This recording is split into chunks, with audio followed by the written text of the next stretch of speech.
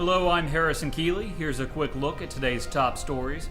First of all, a North Alabama dad has been charged with murder in the death of his 9-week-old daughter. 18-year-old Marcus Shane Anderson was arrested on Friday by the Jackson County Sheriff's Office. Authorities say 9-week-old Kaisley Anderson was battered to death. An autopsy showed traumatic head injuries.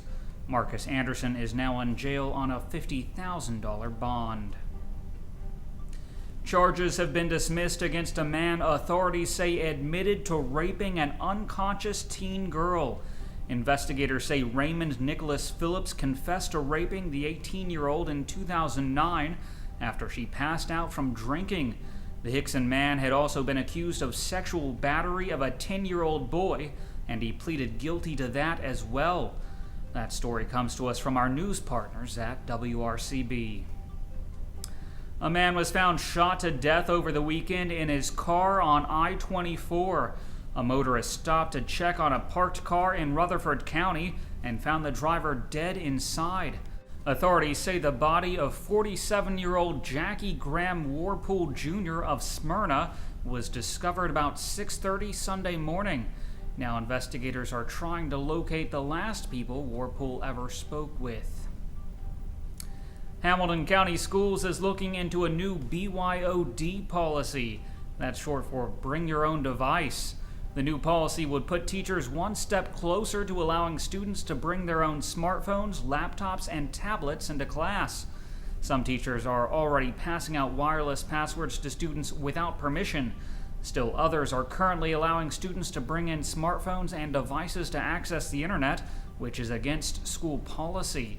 School officials say they want students to be on the official school network to ensure they're not accessing inappropriate websites.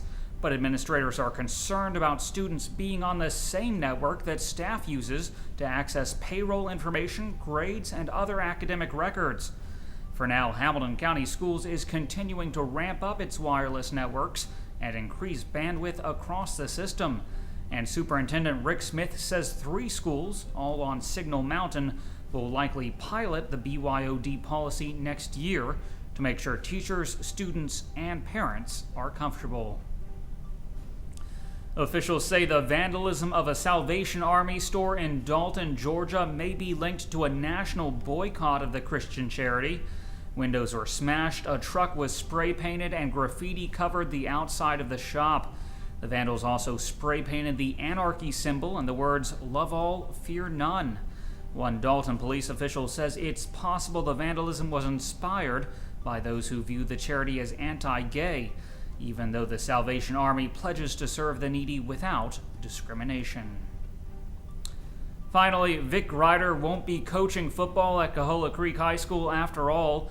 Just 4 days after agreeing to become the new head coach, Grider informed school administrators that he won't be taking the job. Why the change? Well, the principal originally told Grider he would receive more money and as many as 8 assistant coaches. But Whitfield County Schools backtracked last week and told Grider those incentives could not be part of the deal. Instead, Grider will remain as assistant principal at South Pittsburgh High, and the search for a new coach at Cahola Creek will continue. Turning to weather, today will be sunny with a high near 53 degrees. The low tonight will be around 33. That's today's newscast. Thanks for being with us. You can find more on these stories and breaking news all day long at timesfreepress.com.